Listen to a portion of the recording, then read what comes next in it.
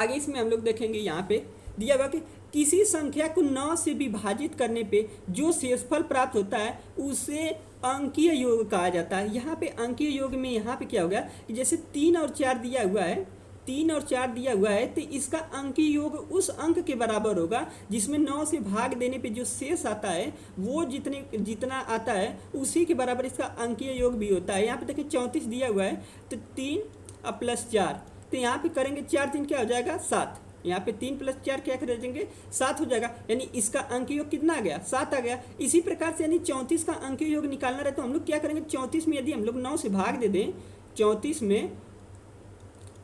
हम लोग 9 से भाग दे दें तो जो वैल्यू आएगी, जो उसका शेष आएगा वो उसके क्या होगा अंकीय योग के बराबर होगा। यहाँ पे देखेंगे तो 9 का इसमें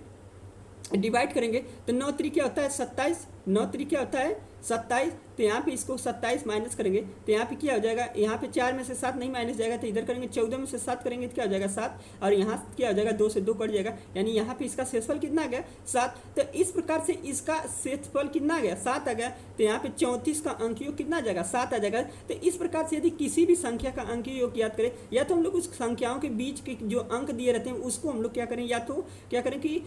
या तो ऐड कर लें या नहीं तो क्या करें कि जो संख्या दी हुई है उसमें 9 से भाग दे दें तो जो शेषफल प्राप्त होता है वो उसके अंकीय योग के क्या होता है बराबर होता है। इसी प्रकार यहाँ से 58 दिया हुआ है तो देखें 5 प्लस 8 दिया हुआ है। अब इसका अंकीय योग ज्ञात करना रहेगा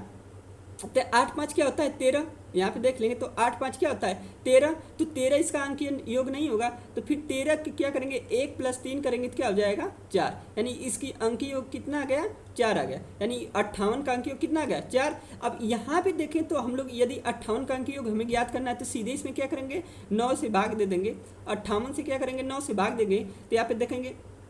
9 5 45, यहाँ पे क्या हो जाएगा 9 5 45, 9 6 का क्या हो जाएगा 54, यहाँ पे 9 6 क्या होता है 54, यहाँ से 5 से 5 कट जाएगा, 8 में से 4 को माइनस करेंगे 4 आ जाएगा, यानी इसका अंकीय योग कितना आ गया 4 आ गया, इसका अंकीय योग कितना आ गया 4 आ गया। तो इस प्रकार से किसी भी संख्या का यदि कोई संख्या दी हुई है उसका अंकीय योग ज्ञात करना है या तो उन संख्याओं के बीच का अंक ज्ञात, उन संख्याओं के बीच जो अंक दिए रहते हैं उनको ऐड कर लें, यदि उसका योग 0 से 9 के बीच में आता है तो उसी को हम लोग अंकीय योग मान लेंगे, यदि 0 से 9 के बीच में नहीं आता है तो हम फिर वही प्रक्रिया क्या करेंगे दोबारा करेंगे जो उसका सम आया रहेगा, और नहीं तो हम लोग क्या करें कि सीधे उस संख्या में 9 से भाग दे दें तो जो वैल्यू प्राप्त होगी वही उस संख्या का क्या हो जाएगा अंकीय योग हो जाएगा। इस प्रकार 58 का अंकीय योग यदि हम लोगों को निकालना रहे तो 58 का अंकीय योग क्या हो जाएगा, तो 58 में सीधे 9 से भाग दे देंगे तो इसका अंकीय योग कितना आ जाएगा 4 आ जाएगा, और नहीं तो क्या करें 5 प्लस 8 को ऐड करेंगे तो कितना आ जाएगा 13, फिर 13 को 1 और 3 को ऐड करेंगे तो कितना आ जाएगा 4 आ जाएगा। तो इस प्रकार 58 का अंकीय योग कितना आ जाएगा 4 आ जाएगा। इसी प्रकार आगे हम लोग देखेंगे अंकीय योग का यूज कहाँ होता है, तो यहाँ कह रहा है कि अंकीय योग पद्धति का उपयोग गुणा भाग जोड़ घटाव वर्ग वर्गमूल घनमूल आदि जैसे विभिन्न गणितीय परिचालनों से जुड़े उत्तरों की जांच करने के लिए किया जा सकता है। अंकीय